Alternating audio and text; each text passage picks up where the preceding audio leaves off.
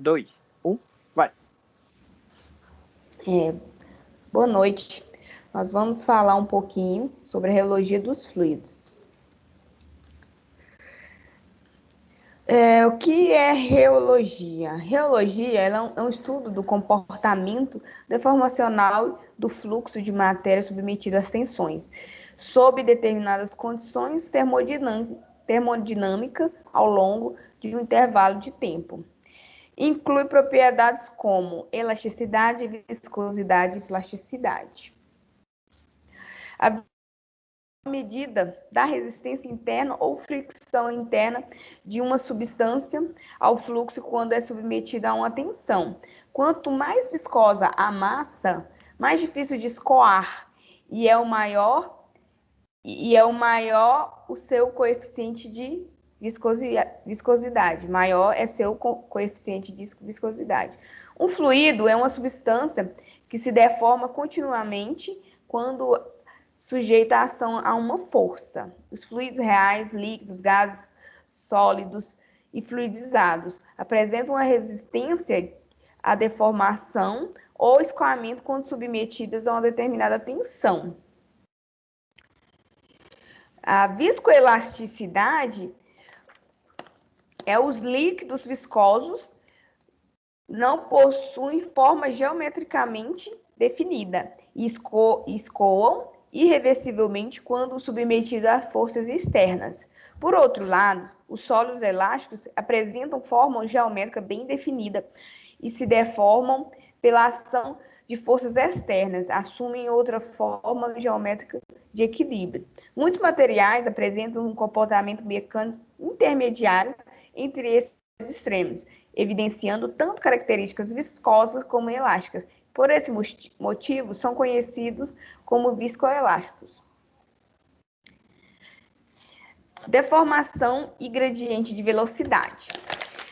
Essa figura, considerando um fluido contínuo entre duas placas planas paralelas de uma área A, separada por uma distância Y, uma força F é aplicada na parte superior, movimentando a placa de uma velocidade U constante em relação à placa inferior, que é mantida conforme a figura.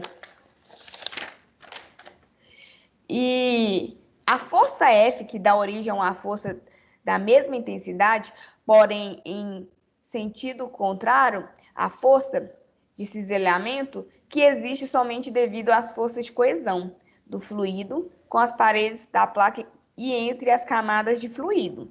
Em caso do regime laminar, a força de cisalhamento dá origem a um gradiente de velocidade que é derivada de U, dy, entre as placas. Supondo que não haja deslizamentos do fluido nas paredes das placas, a velocidade do fluido será igual a zero na placa inferior e igual a U na placa superior.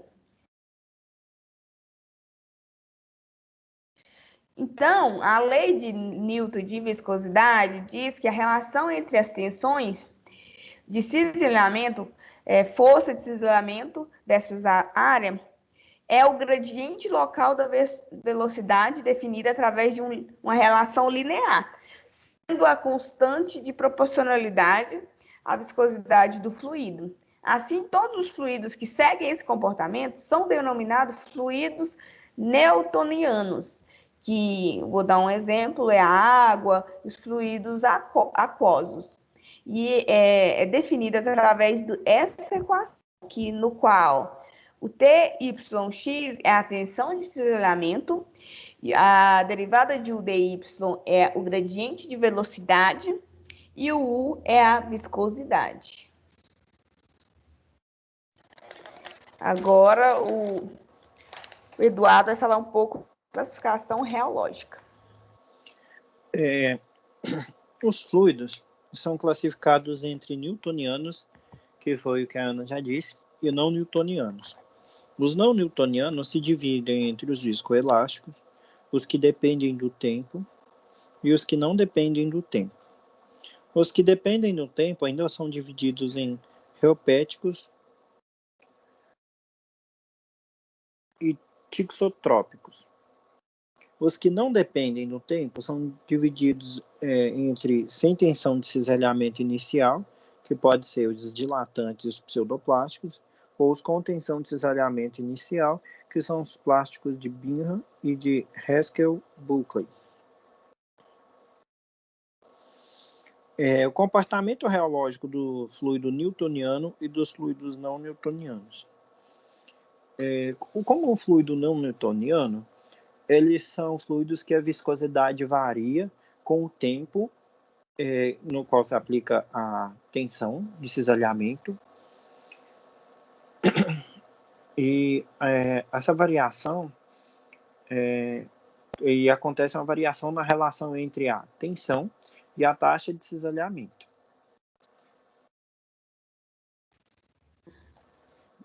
Falando um pouco sobre os fluidos que são independentes do tempo.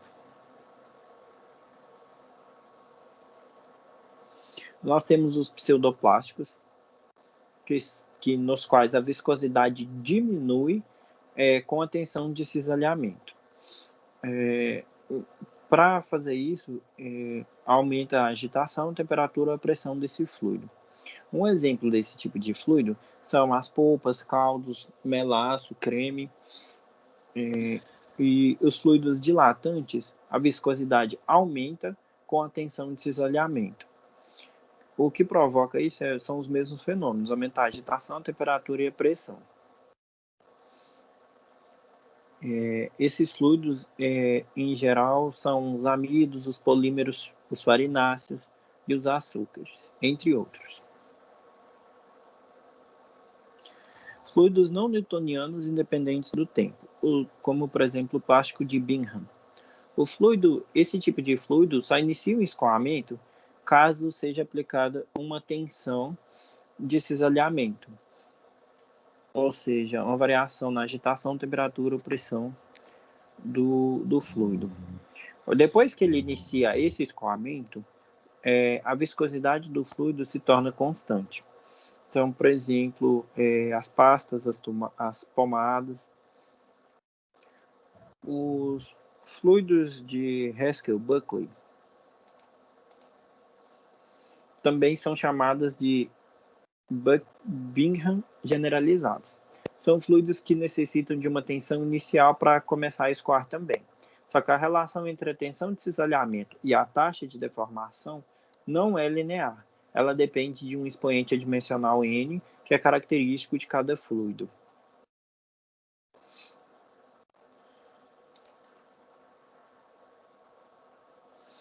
Os fluidos não newtonianos dependentes do tempo são classificados em tixotrópicos e reopéticos.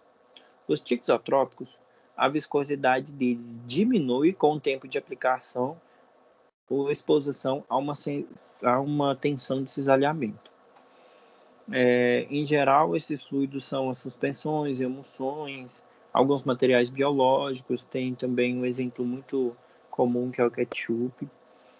E os fluidos reopéticos, a viscosidade aumenta com o tempo de aplicação ou exposição do fluido a uma tensão de cisalhamento. Um desses exemplos é o sangue. No gráfico que a gente está vendo, ele mostra bem isso. Os tixotrópicos, à medida que a taxa da deformação está aumentando, a tensão de cisalhamento está aumentando. À medida que a tensão de cisalhamento está aumentando, a taxa de deformação está aumentando. À medida que se reduz a tensão de cisalhamento, a taxa de deformação também reduz. E nos reopéticos, a gente pode ver que o que acontece é o contrário. Os fluidos viscoelásticos são fluidos que possuem características de líquidos viscosos, com propriedades elásticas, e de sólidos com propriedades viscosas ao mesmo tempo, ou seja, eles têm propriedades elásticas e viscosas juntos. Essas substâncias, quando são submetidas a uma tensão de cisalhamento, sofrem uma deformação. Quando para de se aplicar essa tensão de cisalhamento, ocorre uma certa recuperação da deformação sofrida. Ou seja, o fluido tenta voltar à sua forma original, porém ele não consegue. Um exemplo desse tipo de fluido, por exemplo, são as massas de farinha, à base de farinha de trigo, gelatinas, queijos, glicerina, essas coisas.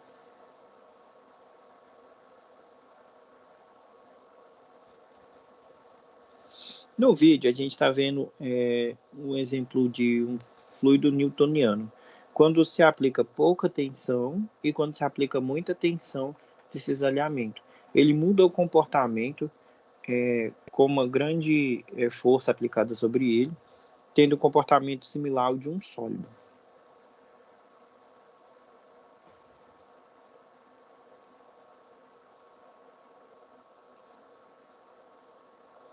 Essas são as nossas referências bibliográficas. E é isso. Boa noite. Boa noite para todos. Boa noite.